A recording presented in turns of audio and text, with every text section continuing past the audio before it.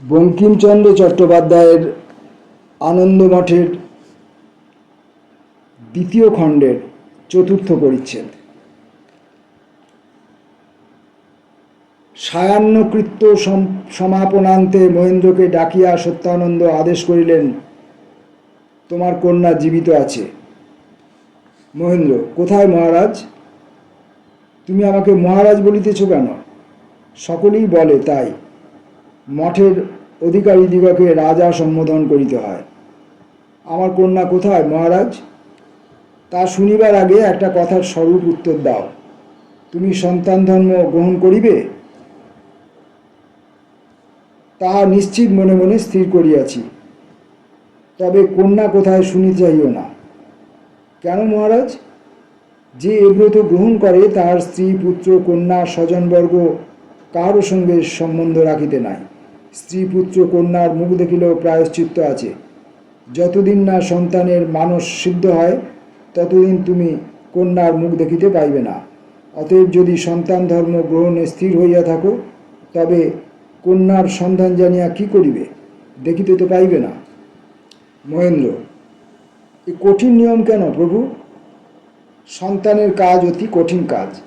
যে সর্বত্যাগী সে ভিন্ন অপর কেহ এ কাজের উপযুক্ত নহে। মায়ার রজ্জুতে যাহার চিত্ত বদ্ধ থাকে, লকে বাঁধা ঘুড়ির মতো সে কখন মাটি ছাড়িয়া স্বর্গে উঠিতে পারে না। সে কখনো মাটি ছাড়িয়া স্বর্গে উঠিতে পারে না। মহারাজ, ভালো বুঝিতে পারিলাম না। যে স্ত্রী পুত্রের মুখ দর্শন করে সে কি কোনো গুরুতর কাজের অধিকারী নহে? পুত্রকলত্বের মুখ দেখিলেই আমরা দেবতার কাজ ভুলিয়া যাই। সন্তান ধর্মের নিয়ম এই যে, যেদিন প্রয়োজন হইবে সেই দিন সন্তানকে প্রাণত্যাগ করিতে হইবে। তোমার কন্যার মুখ মনে পড়িলে তুমি কি তাহাকে রাখিয়া মরিতে পারিবে? তা না দেখিলেই কি কন্যাকে ভুলিব? না, না ভুলিতে পারো। এ ব্রত গ্রহণ করিও না। সন্তান মাত্রেই কি এইরূপ পুত্রকলত্রকে বিস্তৃত হইয়া ব্রত গ্রহণ করিয়াছে? তা হইলে সন্তানের সংখ্যায় অতি অল্প। সত্যানন্দ, সন্তান দ্বিবিধ, দীক্ষিত আর অদীক্ষিত। যারা অদীক্ষিত তাহারা সংসারী বা ভিখারি। তাহারা কেবল যুদ্ধের সময় আসিয়া উপস্থিত হয়, লুটের ভাগ বা অন্য পুরস্কার পাইয়া চলিয়া যায়। যাহারা দীক্ষিত তাহারা সর্বত্যাগী, তাহারাই সম্প্রদায়ের কর্তা।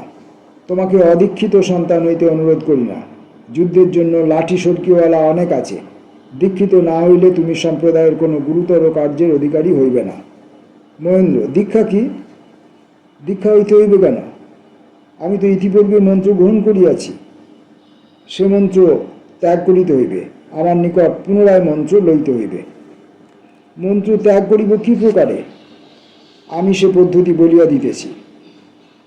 নতুন মন্ত্র লইতে হইবে কেন? সন্তানেরা বৈষ্ণব। মহেন্দ্র বলিল, ইহা বুঝিতে পারি না। সন্তানেরা বৈষ্ণব কেন? বৈষ্ণবের অহিংসাই পরম ধর্ম। সত্যানন্দ, সে চৈতন্যদেবের বৈষ্ণব। নাস্তিক বৌদ্ধ ধর্মের অনুকরণে যে অপ্রকৃত বৈষ্ণবতা উৎপন্ন হইয়াছিল, এ তাহারই লক্ষণ।